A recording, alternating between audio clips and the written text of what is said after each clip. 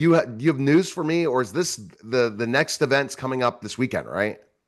Yes, tomorrow and Oh, Sunday. oh my goodness. It's got to feel great. Could you imagine at one point in time you'd be on stage, like a stage like this? I could have imagined it, whether I believed it or not. That's a different story. So Yeah, yeah. this is great. Today I'm going to see one and learn from it. You know, Stephen James is on this panel, I mean, tomorrow I'm on one, and then Sunday I'm on two. Oh wow. Okay. So the preparation time to be on a panel, how are you preparing? Well, they send us kind of the general questions that they're going to ask, and of course, then they turn it open to the people attending to ask, Q&A time. So, we'll each of the people on the panel will introduce yourself and why you're there, and then you field a question. So, tomorrow's is going to be about creating series characters. What's the difference in creating a one off versus something that's going to continue on a series? Sunday, I'll answer the question as what's a red herring and how many is too many?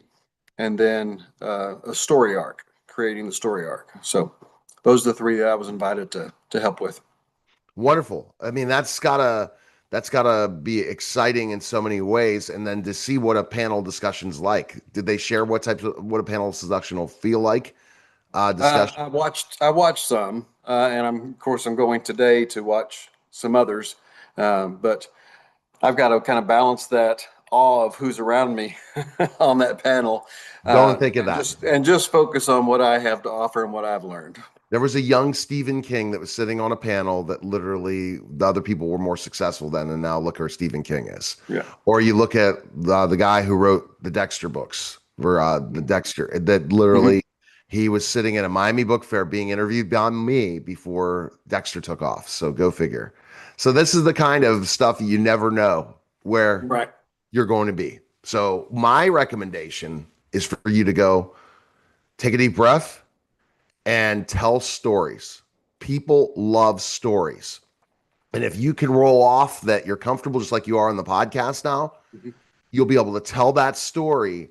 And that's going to lead to people picking up your book. Then the table will be filled with questions because you have something different when it comes to murder mystery. It's Christian. Right. And I think I'm the only one on the panel that writes Christian mysteries. So thinking about your audience, how I present to that audience is huge because and you know what also we're noticing we're starting to get more and more people subscribing to your email list. That must be from how's the blog tour going? How's what? The Blog blog tour tour is going. going fantastic. I'm getting great reviews. They're using words like riveting and driving and compelling. So it's the podcast. The people that run that podcast tour have been really complimenting me on the feedback I'm getting and how well they're tying into the character and not just summarizing what I've written. The blog tours are amazing. That's something that you can that has worked, but again, it goes back to your brand. You're seeing a different story arc with you being a published author. That's the Mm. power of getting published.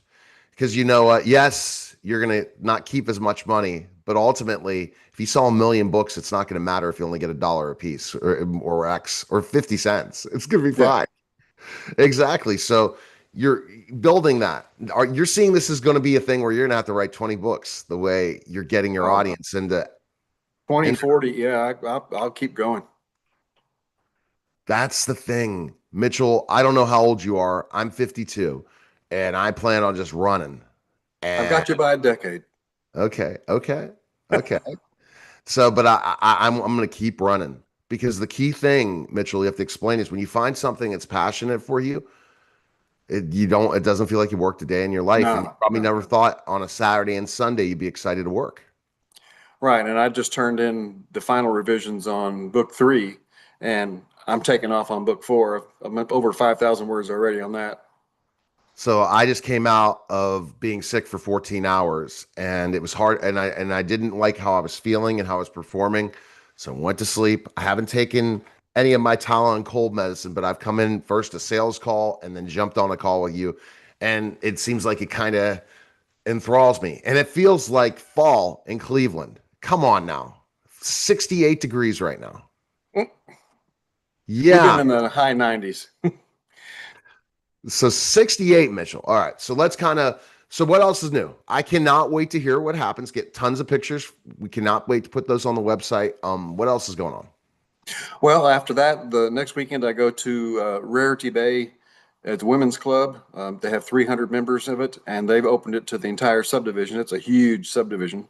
So I'm going to be speaking there and selling books and then answering questions on that. That's the Tuesday after Labor Day. Wonderful. So that, dude, you got everything going. Let's Yeah. crank it up. It's got to feel good. And what will you do when you speak there? Is it speaking to the whole group or going into smaller groups too? No, it's one large group. I'm going to be talking about the series, how I came up with the idea, how that's developing, what's next with that, and then answer any questions that they have. Okay. And how, is the tour end or you have more events? Oh, I've got Pumpkin Fest here in Franklin, and so that's a big event. And the bookstore that I did the signing with, Landmark Bookstore, they asked me to come back to be there for Pumpkin Fest and sell my books. So that was fun. So I got a call back, I guess. Hey, so then you go back and then book 3, then book 4.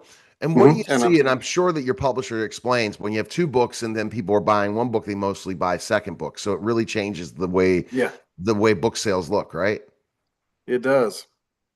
And then I've got on Shepherd's Pie, a podcast that I've been invited to. It's a Christian podcast. And then 2 more events after that. So if I can get something locked up for November, I'll have something all the way through the year until the next book comes out. And then you have the same places to go back to. Yes, yes. So what is your goal? How many events do you want to have?